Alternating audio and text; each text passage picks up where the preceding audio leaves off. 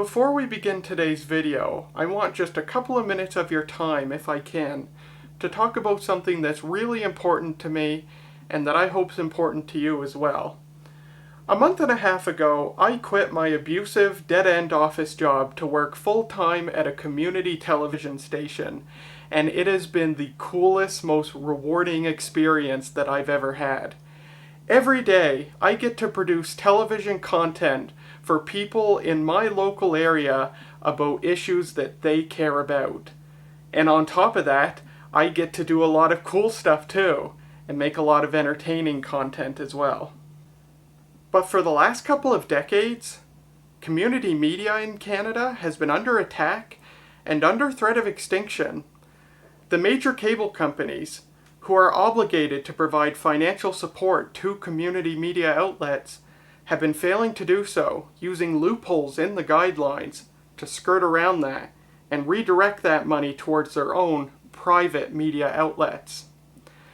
As a result of this, in the past 20 years, the vast majority of community radio and television stations here in Canada have been forced to close, and the ones that remain are struggling. As a result of this, many rural communities and small towns and even mid-sized towns here in Canada, all places that used to have their own local area served by a community media outlet, they are now a so-called media desert, where the only place to get news pertaining to them is from a major media outlet, who may be biased. We are in an era right now where there is less trust in the media than ever. And part of that reason is because for so many people, they only have one or maybe two places where they can get news about their region, and it is all served by a major media conglomerate. Community television is independent and local and serves a very important part of the communities they serve. If you care about independent, unbiased media in Canada, and you should, look in the description and in a card I'm putting up right now for a link to a petition. This is a petition to the CRTC to define community media as not-for-profit, democratic, and local, thus closing the loopholes that allow the major cable companies to redirect money meant for community media to their own private media outlets.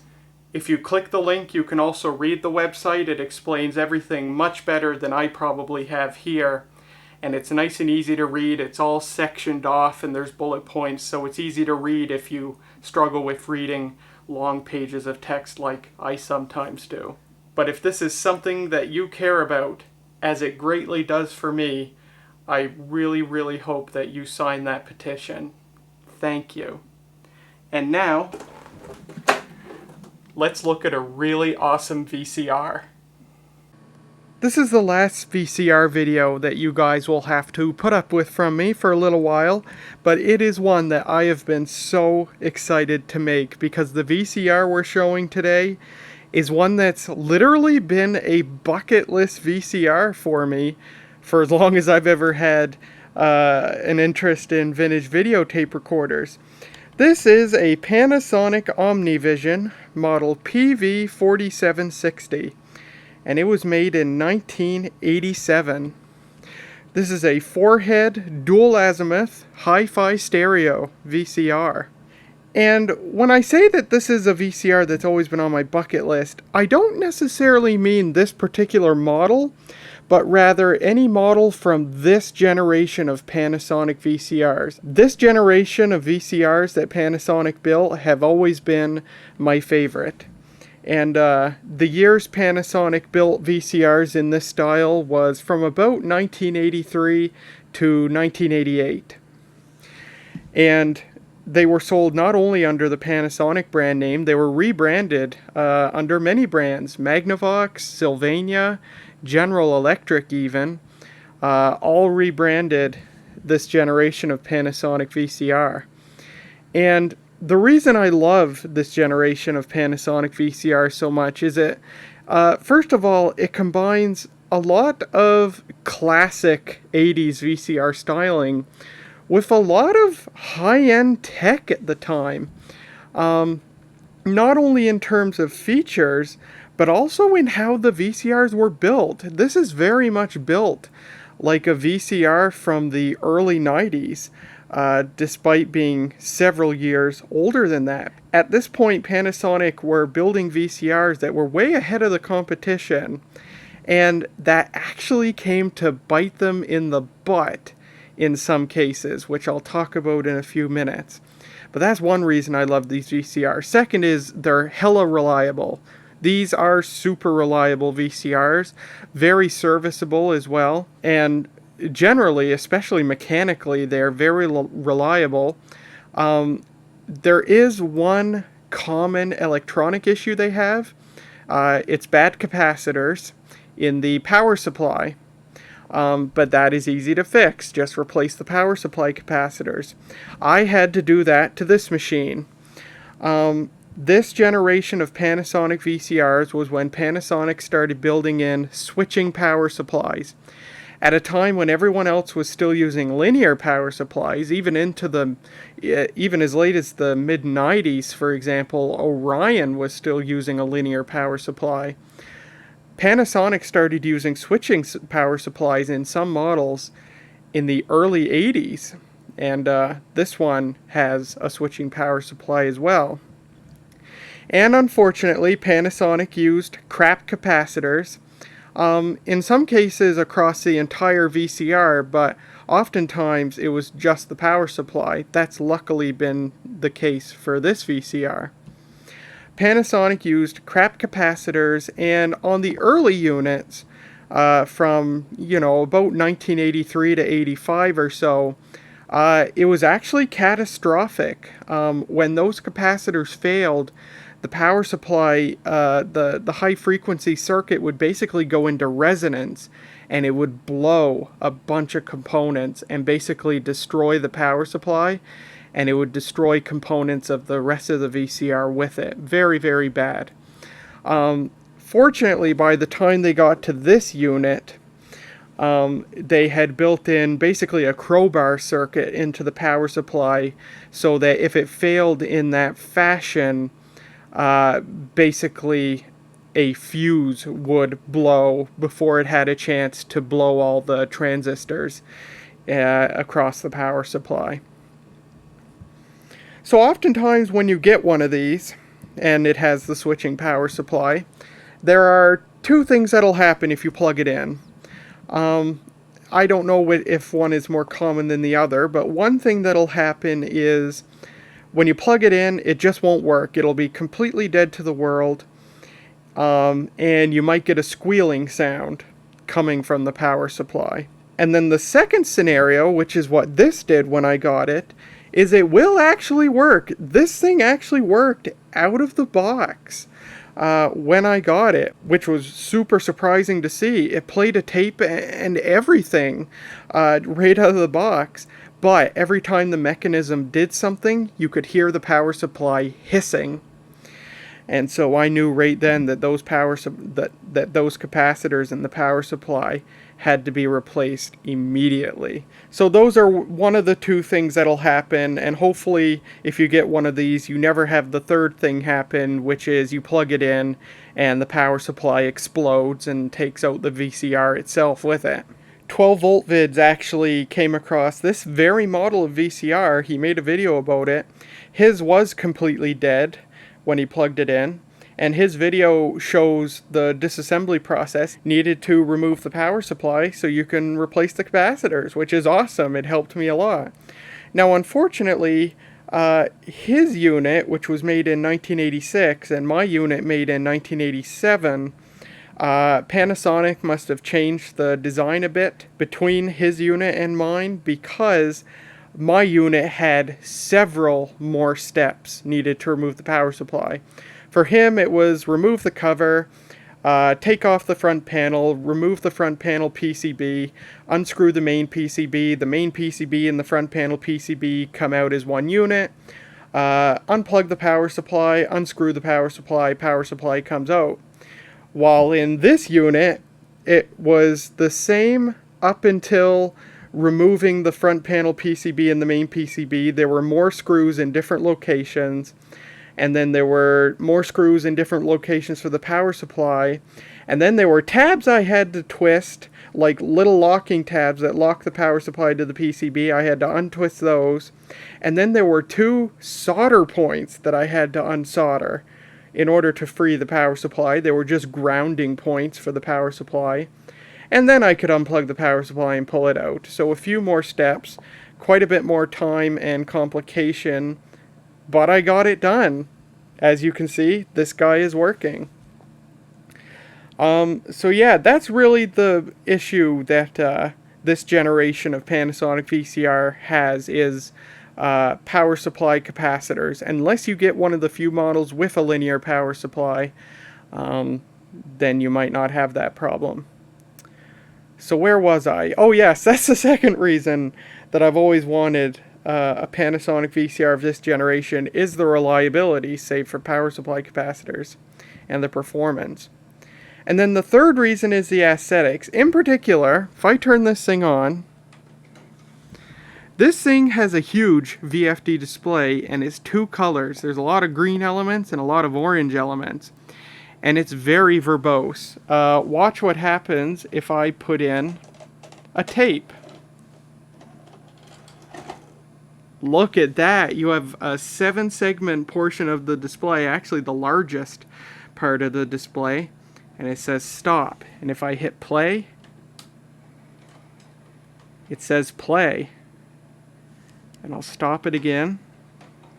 And if I hit fast forwards. If I hit rewind, it says rewind. Very cool. I love this display.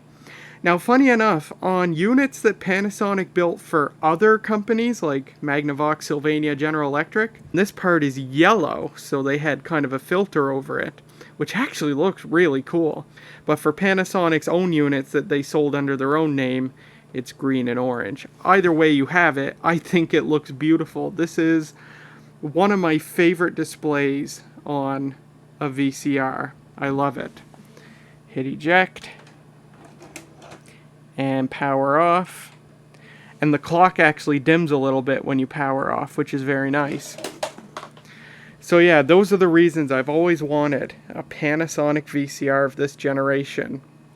Now, there were many models made between 1983 and 87. And actually the cool thing is, Panasonic actually made a couple of top loader models with this display. Very, very cool.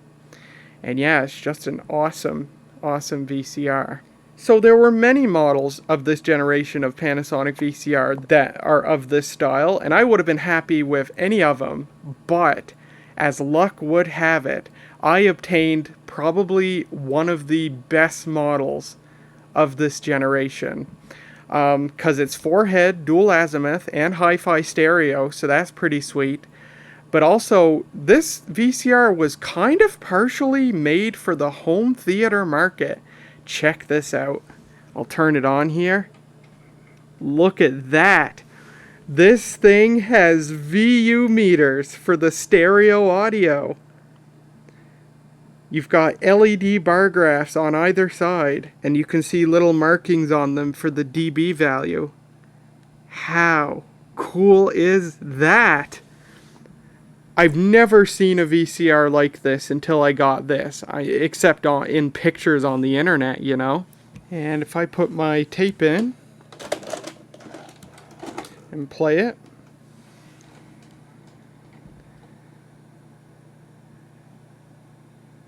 look at that.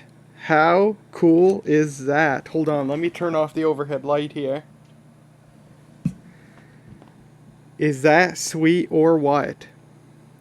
And of course there's a hi-fi track on this tape.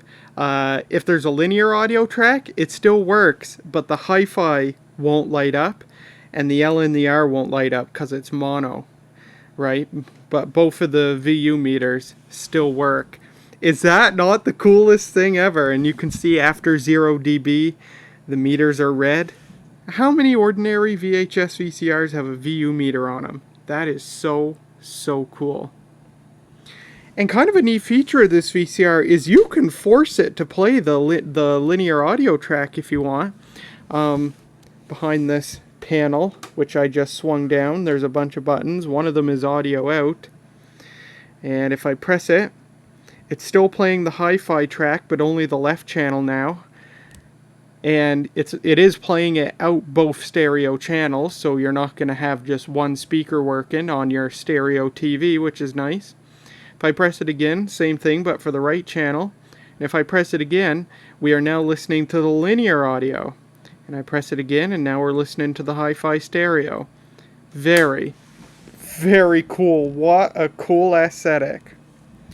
This wasn't the only Panasonic VCR that had this. Panasonic had a model in 1984, I think, that had hi-fi stereo and this meter, but it was vacuum fluorescent. It was a vacuum fluorescent display instead of this LED bar graph, so it looks even cooler.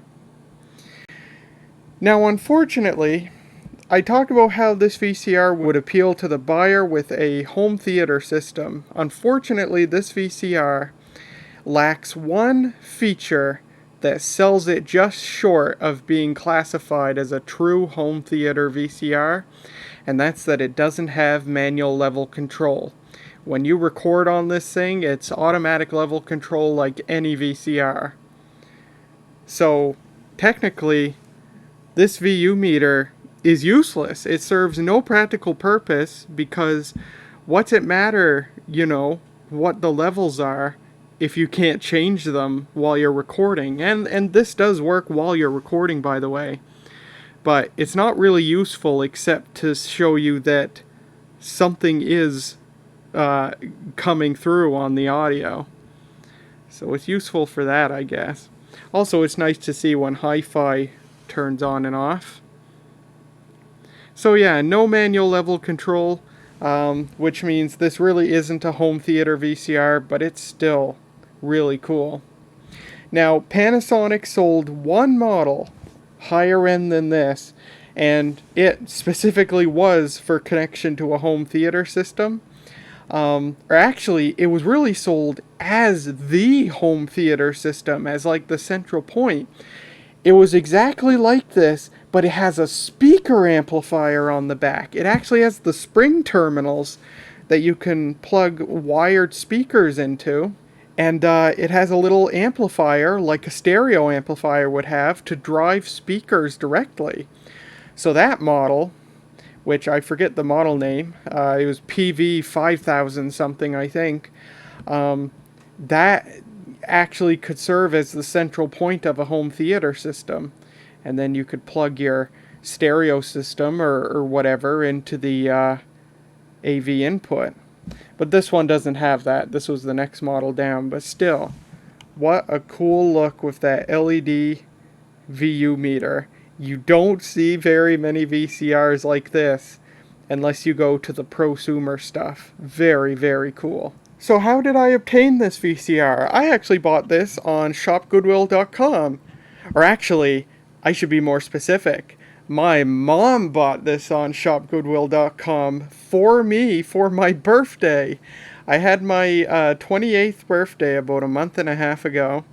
And this was Mom's birthday present to me. She said, go on Shop Goodwill, find something you like.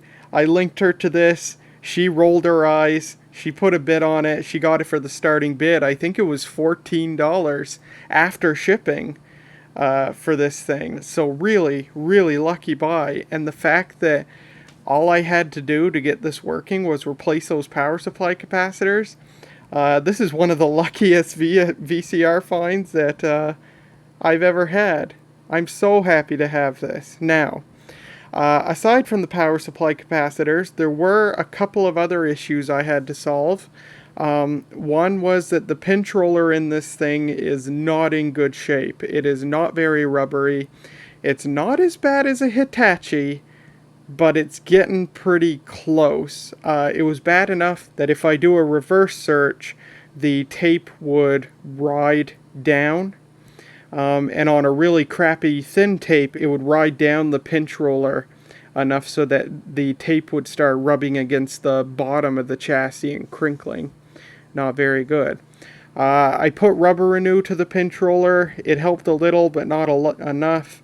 Then I took some 1000 grit sandpaper to the pinch roller, and then rubber renew again. And that seems to have done it enough that it's not damaging the tape anymore, but the tape still likes to ride down a little bit when you do reverse search, and it makes me very nervous. And I would really like to take the pinch roller out of this, send it to Terry's Rubber Rollers like I did for the RCA CMR 300 camcorder, and have it refurbished. But I don't know how to get the pinch roller out of this, and I asked online and nobody could tell me. The pinch roller has this little white plastic hat on it like it does for the RCA VDT 625, but I can't get that white plastic hat off. And maybe the entire arm that the pinch roller is attached to has to come out. I don't know, and I haven't been able to find any information. But then the second problem is, for me here in Canada, the first pinch roller I got done by Terry's Rubber Rollers cost me about $100, and he has since put his prices up. It would cost me about $150 for a new pinch roller now. And I don't think that's worth it for a 35-year-old $14 VCR that could explode and at any day. It's just not worth it to me. Actually, the new pinch roller for the RCA CMR 300, as perfect and beautiful of a new pinch roller it is, didn't solve its wow and flutter issue. $100. Still got wow and flutter on that camcorder like you wouldn't believe. I don't know why. I really want to sell that camcorder, but I can't get the price I want for it because they're still being bogged down with wow and flutter. I don't know. So I really don't want to make the same mistake twice. I guess I'll just cross my fingers that the work I've done to the present pinch roller is good enough that nothing bad happens to any of my tapes. So that's the story on that. So let's go over this thing. Starting down here, you have eject, your VCR TV button, power, pause, stop, slow and frame advance, very neat special effects features. Rewind and reverse search, play. There's also a double speed play where it plays at twice the speed. That's pretty cool.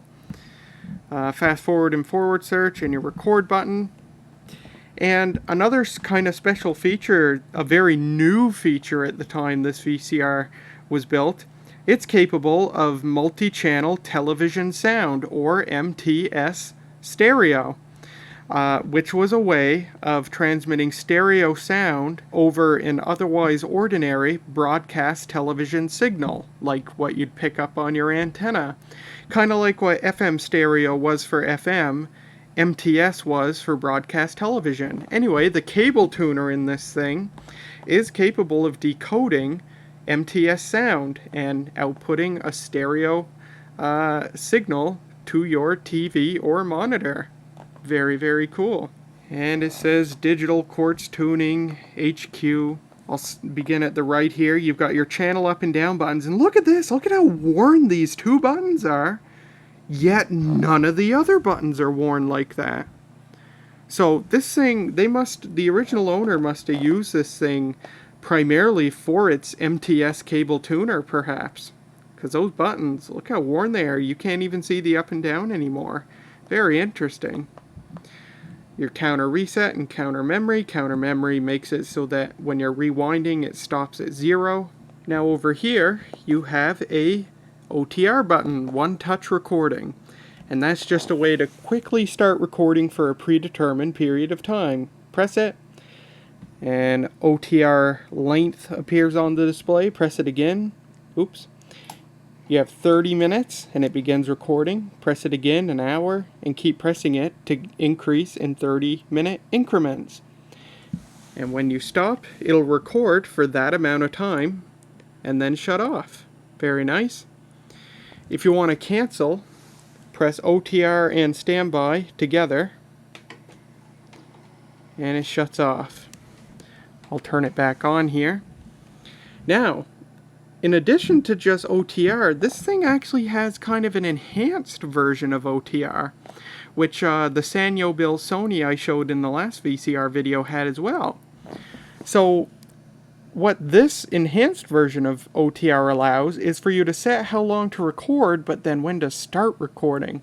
So if I press standby, what time do I want to start recording? Well, there's 11 p.m. Press it again, 11:30, 12 a.m. And once again, it'll keep going in half-hour increments. Notice this display shows the day of the week. Very cool.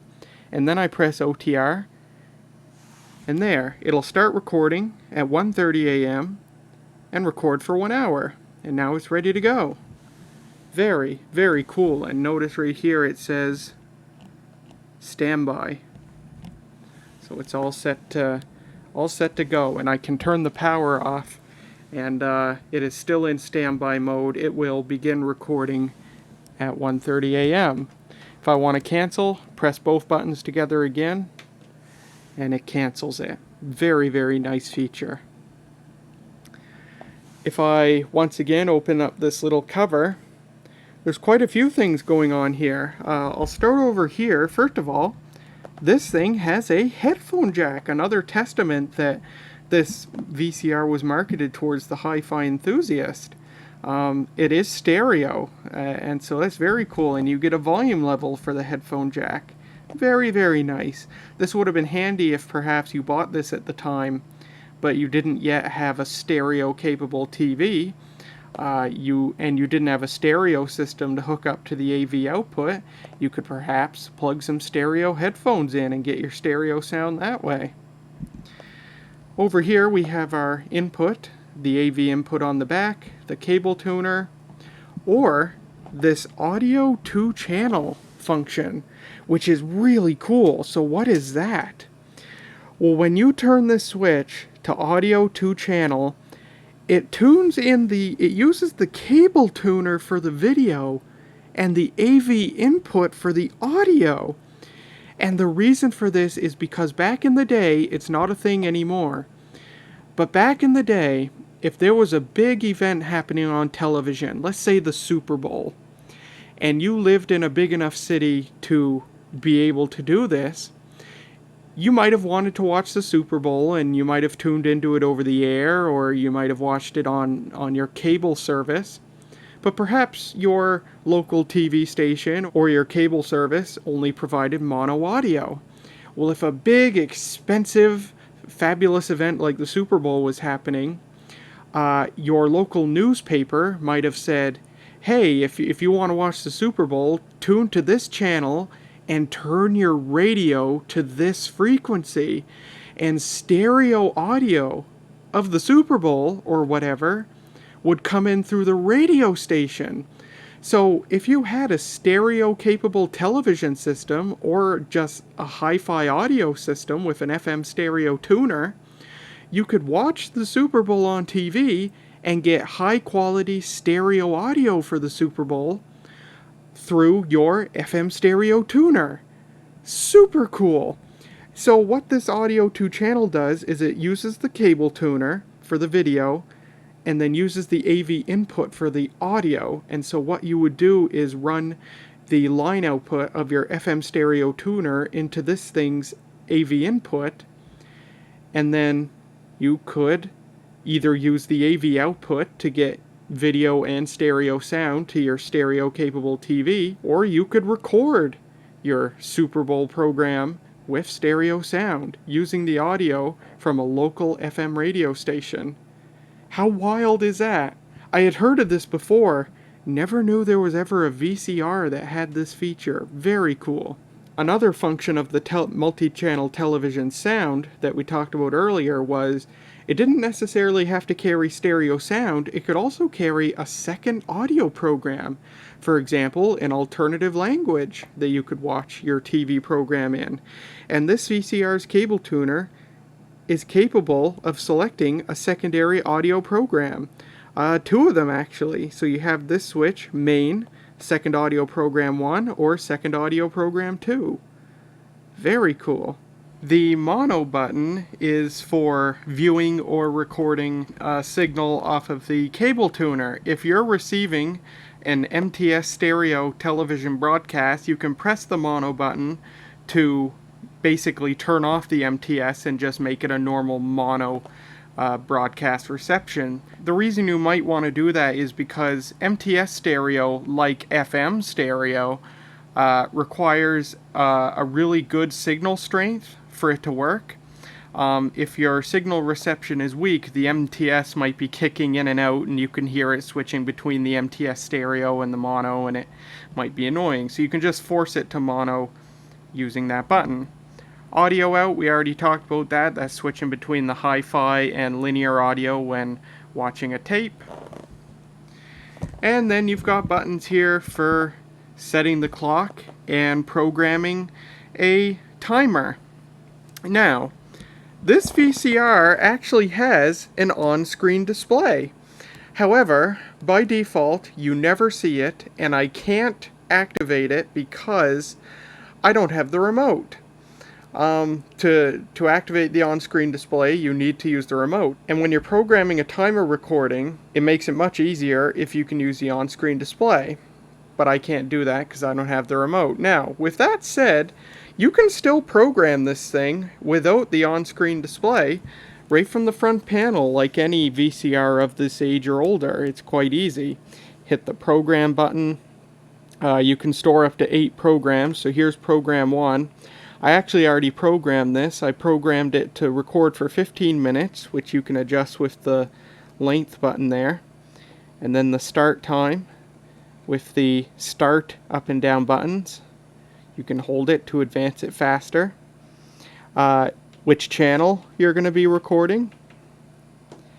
And I'm guessing I can hit the speed button. Yes, you can choose what speed to record in. SPLP or SLP. And then you hit timer and it shuts off. There's a little timer indicator there. And when the time arrives, it'll automatically begin recording. Now, while it's in timer mode, I can't turn the VCR on. I can eject the tape. And because the tape's been ejected, notice the timer and cassette indicators are flashing to warn you that there's no recordable tape inserted and nothing's going to be recorded for the timer recordings. But if I want to use the VCR while it's in timer mode, I can just press timer and that turns it back on. But however, once the time arrives, it will not begin recording. So you do have to remember to put it back in timer mode when you're done. Now, what I've just shown you is an extremely basic timer. I could have achieved that using the one-touch recording function. But the timer recording in this is actually very advanced. First of all, you can have 8 programs, 7 normal programs, and then 1 weekly program, meaning that it records on a certain day of the week at a certain time every week. And each of the 7 normal programs can be set for up to 3 weeks ahead. Very impressive. So for example, if I go into the programming mode and I press the day button, I can choose the day of the week that I want the programmed recording to occur. But notice there's a little 1W right there. That means the first week. So this week, or the coming week, if today is Sunday, as it is when I'm recording this. But if I keep pressing the day button, that activates a daily recording. So it'll record every day at the specified time, indefinitely. If I press it more, now it says 2W, so we're into next week. And you can choose what day of next week, or every day again. Press it again, now 3W, we're into the week after next. And you can choose what day on the week after next. And you're back to every day, and now we're back to today. Now to access the weekly recording, I have to keep pressing the program button. Program 2, 3, 4, 5, 6, 7, and then the 8th one is W. So that's the weekly timer, and you press day to choose what day of the week, of every week, you want to record. Very, very cool. And then besides all that, you just choose the length and choose the time, and Bob's your uncle. Not too bad. Easy to program even if you don't use the on-screen display. And then finally you have 4 buttons on top that are regarding the cable tuner, automatic channel programming, adding or deleting a channel to the channel memory, and what system you're using, if you're just using over-the-air broadcasting or if you are actually hooked up to a cable subscription.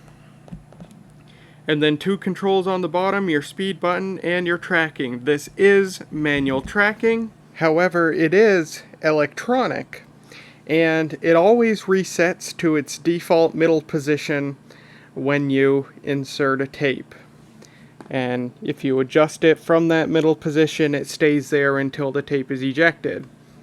Now, this is only a tiny issue for me because while the default middle position is fine for pretty much all the tapes I've put in this thing visually, it is slightly a little too much off for the hi-fi audio to work. So every time I put in a tape with hi-fi audio in this thing, it only plays the linear audio until I adjust the tracking a little bit. So I'll have to see someday if there's a trimmer inside this thing to adjust what the middle default tracking position is, but it's not a huge issue on the whole. Other than that, there's 3 LEDs right here, and those are indications for the MTS stereo. If you're receiving a television broadcast and it has mono sound, the mono light lights up. If it has stereo sound, stereo light lights up. If there's a second audio program, its light lights up. And I will never ever see these 2 lights light up unless I were to somehow get my hands on an MTS stereo encoder, which you can get. They come in like a 1U rack size, but like the blonder tongue RF modulators, they're very expensive even on the used market, and what's the point anyway? These days you're going to plug one of these, if you're going to input a signal into one of these, it's going to be through the stereo AV input. Speaking of that, let's take a look at the back of this thing and see what we have. Not too much to see going on in the back. You've got your RF in, your RF out, channel 3-4 selector. You also have separate UHF in and out. The UHF out is just a pass-through, of course, for when the VCR is turned off. And then you get your stereo composite AV in and out. And there's the sticker on the back. December 8th, 1987. Made in Japan. 27 watts. And then the final thing to talk about on the front of this thing is this little logo right here.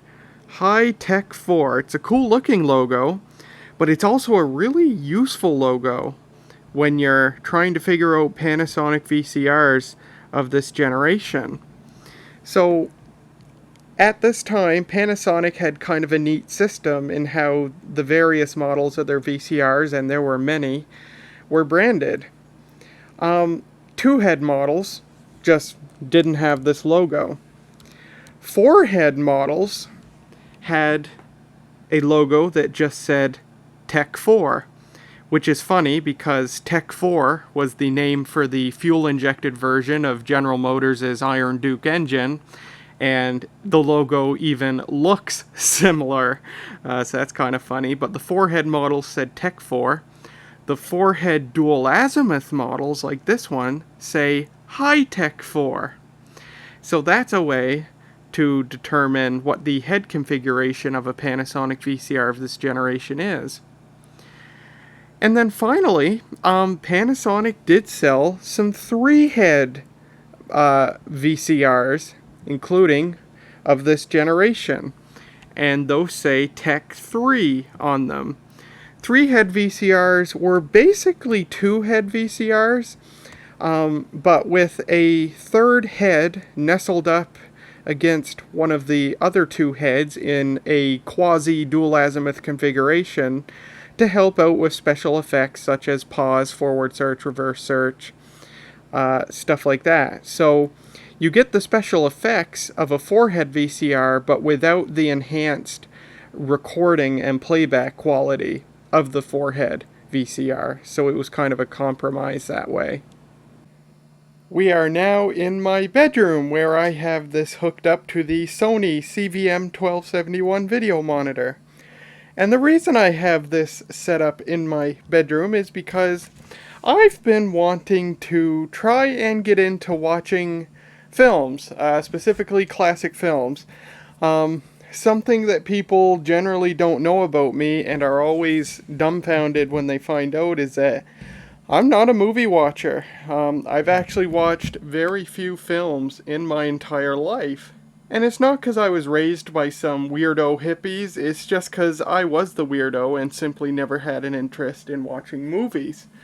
But people always find that really weird, and so lately I've been thinking, well geez, you know, I've got all these VCRs, and I've even lucky enough to have a vintage 12-inch television basically. What better way to make use of this equipment than to try and see if I can find some films that I like. So I went to the thrift store and I found a few movies on VHS. One I've already watched is Citizen Kane, generally considered to be the greatest film of all time, and I actually enjoyed it. It went over my head for the first few minutes, but once I kinda got it, I liked it, and it kept my attention the whole time, so it certainly did its job. But yeah, I really enjoyed this, and it's in this cool special edition fold-out case with all this stuff in it, and it's got a lot of bonus material too. This is actually a T180 tape that they duplicated this movie onto, so not a common sight, a commercially produced T180 cassette. But yeah, I really enjoyed it. And then another one that I got it outside of the case, but this is Who Framed Roger Rabbit. And I actually like this too. I liked it a lot. Very neat film. And then one that I got, but I haven't watched yet, is the original Die Hard. Again, a movie that I've always heard of time and time again, but I've just never watched because I'm not a movie watcher. So I haven't watched this one yet. I hope to do that in the near future.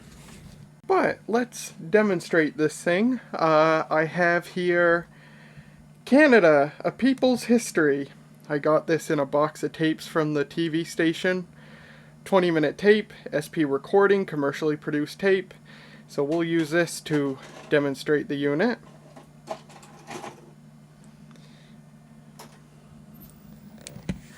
And I've got the VCR running into the RF input on the monitor. And you may wonder, why am I doing this over RF when this thing has an AV input? And the reason is because this thing only has mono sound, and this is a stereo VCR. And so I have an RCA Y cable, but that's not really a optimal way of connecting something like a stereo VCR to a mono monitor. Just because you're basically shorting the two audio channels together. Usually it works, but not always, and there can be degradation in the audio quality. So if I just go over RF, the VCR obviously has its own stereo to mono conversion to go over RF. Easiest way to do it. In this 12-inch monitor, you're not really going to see a quality difference between the RF and the AV input. So I'll play the tape here.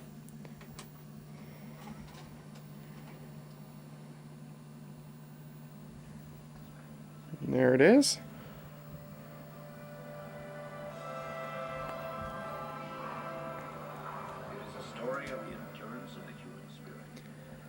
Sounds great. Mono audio sounds great too. Oh yeah, I forgot about this tape. This tape's weird.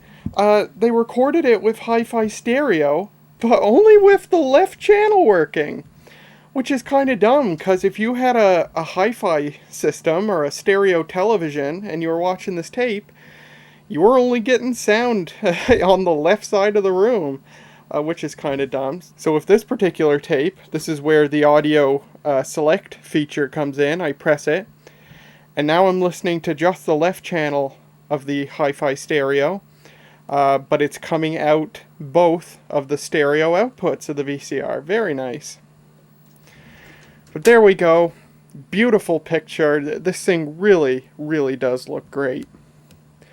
And I'll do a pause here. And it has a great pause image. Like the RCA VDT625, when you hit pause on this thing, it actually bumps the tape forward until it finds a clean frame. Now, if you remember from my video of the VDT625, that function of it isn't working that great anymore, but it does work. But it does work on this unit, and you can see it does it very fast. You can see the on-screen display as well. It only has to bump it 3 or 4 times, and then you have a clean image. Very fast. Clearly they had improved this between 1980 and 1987. Although I have found that this tape is kind of an exception. Most of the time with commercially produced tapes, if I put it into pause, there will be a band of noise at the top. Again, I don't know if there might be a trimmer inside the unit for slow tracking or what. But with this tape, it does it great. Very nice. Double speed playback. I press play again. Now we're playing at double speed. And you can see again, extremely clean image at double speed. And on the display it says P2. Press play again. We're back in the normal play mode. If I hit pause and hit frame advance, it advances a frame. Actually, let me get to something that's not a solid white screen. Hit pause and frame advance, frame advance. If I'm in play mode and I hit slow/frame advance, it goes into slow motion. And if I had the remote, I could adjust the speed of the slow motion. But there you can see the slow motion. Again, very clean picture, very impressive. Forward search. There's forward search. Reverse search. Very nice. Now let's demonstrate the record function on this and see what the quality is like playing back its own recordings made at all 3 speeds. Now, my test footage is going to be a little different. Recently, I made my debut on television, literally. What happened was I was taping the church service like I do every Friday morning, and they were kind of short on people. Well, Patrick, the station manager, and my boss happened to be there, and since he was there and he was able to man the camera, I was offered the opportunity to read the gospel for the show, and I did it. And it was really fun. I've actually always wanted to do it, but I never would have asked, and I normally wouldn't have had the opportunity because I need to be manning the camera. But Patrick took the camera, and I went up on the at the podium, and I read the gospel for the televised church service, and I really, really enjoyed it. And I did it in only 2 takes, if you can believe it. So yes, that'll be my footage, recorded to this at all 3 speeds. And let's see how it looks. As it was in the beginning, is now, and ever shall be, world without end. Amen. The second lesson we read by Florence. The second lesson is written in the Gospel according to St. John, the 15th chapter, beginning at the 26th verse. And Jesus said unto his disciples, When the Comforter is come, whom I will send unto you from the Father, even the Spirit of truth, which proceedeth from the Father, he shall testify. And ye also shall bear witness, because ye have been with me from the beginning. These things have I spoken unto you, that ye should not be offended. They shall put you out of the synagogues. Yea, the time cometh, that whosoever will think that he doeth God service. And these things will they do unto you, because they have not known the Father, nor me. But these things I have told you, that, when the time shall come, ye told you of them. Here ends the second lesson.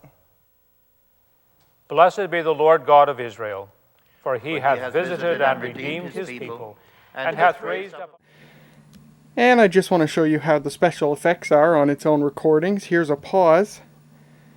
And it is absolutely perfect field of video. That's on SP. And I'll let it go to LP here. There's LP, hit pause. Still perfect. That's really impressive because LP is the red-headed stepchild of VHS speeds. LP actually isn't even a part of the VHS specification. When VHS first came out, the only actual speed was SP. Longer recording times weren't even considered, let alone implemented. LP was a speed that Panasonic dreamed up to appease RCA, who wanted a longer recording time when they introduced North America's first VHS VCR, the RCA VBT200. But that's all LP ever was, something that Panasonic themselves invented. And for the most part, Panasonic were the only ones that kept including it on their VCRs. Orion did as well. JVC didn't, because JVC, of course, being the inventors of VHS, they were strict in adhering to the VHS specification. And because of that, JVC VCRs are generally considered to have the best recording quality of any VHS VCR in general. But they never implemented LP. LP is not a spec VHS speed. So because of that, special effects are often the suckiest on LP, because the video signal of LP is similar to SP, but it has no guard bands, which you really need to make special effects work. But this VCR makes it work just with sheer technology. So I'll hit play again, and we'll let it go to SLP. There's SLP, and I'll hit pause. And again, a perfect field of video. So when you're playing back recordings made on the VCR itself, the special effects are just beautiful on it. I'll do a frame advance, or I'll do a double speed. There's double speed playback, perfectly clean. Slow motion, beautiful. I'll do a reverse search. Great on SLP. Weird on LP, but still fine, and fine on SP too. So very nice. Getting inside the unit is simple enough. There's 2 screws on the back, and then you actually have to remove 2 screws on the bottom. Those 2 screws are marked with arrows. Good guy Panasonic. And then you're in. Now you can't see a whole lot of the mechanism because the hi-fi audio encoder decoder board is in the way, but if you remove 2 screws on it and push a plastic clip,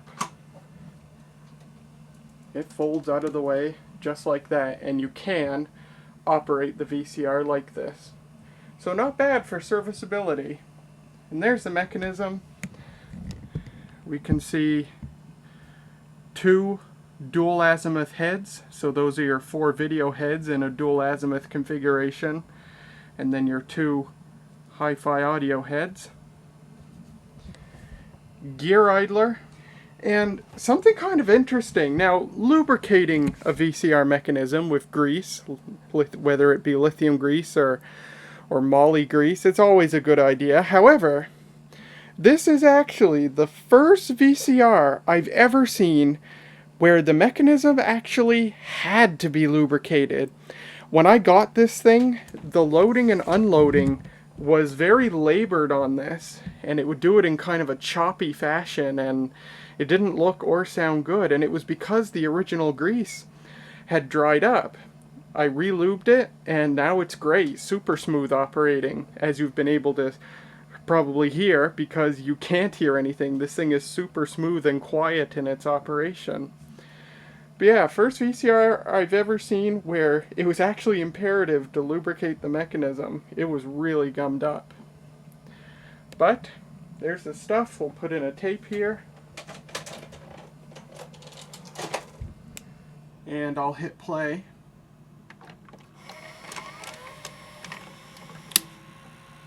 And we're playing. You can tell it's a Panasonic just by the sound of how the head drum spins up. The vast majority of Panasonic VCRs sound like that. And I'll do a forward search and a reverse search.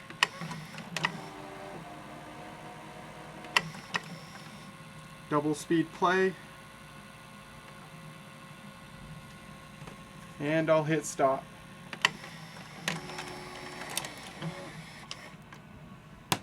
Fast forward. Rewind.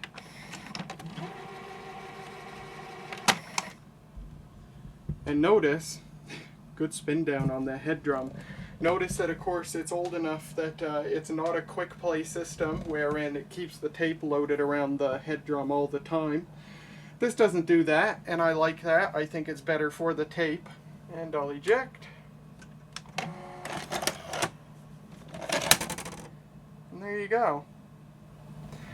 There was one more. I believe I told you about the pinch roller. The pinch roller is, yeah, it's not good. It's very smooth. It's not bumpy anymore. It was kind of bumpy at first, but with the sanding I did with the 1000 grit sandpaper, it's a bit more smooth feeling now. But it is not rubbery. It's quite smooth and worn. And yeah, I wish I knew how to remove the pinch roller, but even then, I don't think I would bother getting it resurfaced, because that's going to be well over $100 for me now. And this VCR could go tits up tomorrow. We never know. So it works, so I'm just going to leave it. The other minor problem I had, which only surfaced when I began this video, is that it turns out that the supply reel brake is not working quite as well as it should. And I realized this when I fast forwarded a tape, and when I hit stop and then hit play, it ate the tape. And the reason is because when I hit stop after fast forwarding it, the supply reel kept spinning for just a split second. I mean, the brake is working, just not quite as hard as it did when it would have been new. But the supply reel kept spinning for just the tiniest fraction of a second, and just enough tape spilled out that when I hit play and it began to load the tape got caught on something that it shouldn't have, and it ate the tape. And it's not the tension brake, the brake that's going all the way around here. It's the brake that's meant to just full on stop the reel, which is that little arm right there.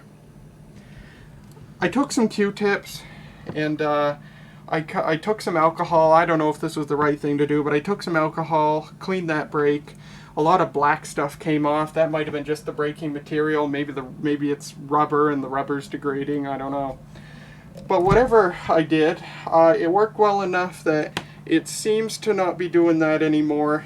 A tiny amount of tape still spills out when you stop after fast forwarding, but not enough to cause an issue. So hopefully it stays that way. I'm in love with this VCR. I would hate for a mechanical or electronic issue to crop up that I couldn't solve and that caused it to not be usable anymore. To get the bottom cover off, you remove 6 screws on the bottom. There's our mechanism. Just 2 belts in this mechanism. Very modern mechanism for its time. For comparison, at the same time this VCR was being made, Hitachi was making VCRs with a mechanism that took 6 belts. And this has just 2. Loading belt and a belt coming off the capstan to drive the reels. Direct drive capstan. Hitachi was still using a belt drive capstan. I don't mean to pick on Hitachi, it's just I owned a Hitachi VCR also from 1987, and it's just amazing to see how much difference there is between the mechanism of that VCR and the mechanism of this one, and the electronics for that matter too. But yeah, there you go. I believe that's your mode switch right there. I haven't had to clean it, which is good. And yeah, both the original belts are still good. I haven't had to do anything. The only thing I had to do here was lubricate a bunch of gears until I got the one that got rid of the ticking sound that this thing made when I first got it. So that's excellent. And in typical Panasonic fashion, all the circuitry is labeled so you know what does what.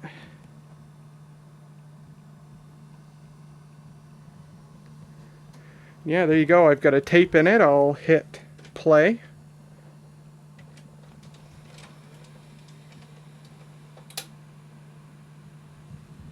Weird pulley, huh? This big cup-shaped pulley. There we go. I'll do a forward search. And a reverse search. And stop.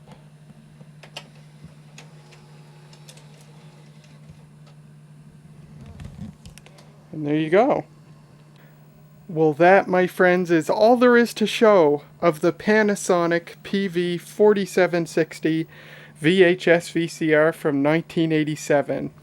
What a beautiful piece of vintage video equipment. Definitely the coolest VCR, the coolest consumer VCR that I have ever acquired. I can't believe that I got this for just $14, and I got it as a birthday present from my mom. That's so cool. And I feel really lucky to find this because while there's a lot of Panasonic VCRs of this generation out there in the world still, this particular model, not a common one. Not what you'd call rare, but definitely less common than the lower end models because it would have been much more expensive at the time. And I bet whoever originally owned this, I bet this was the pride and joy of their living room for a long time. And now, it's the pride and joy of my VCR collection.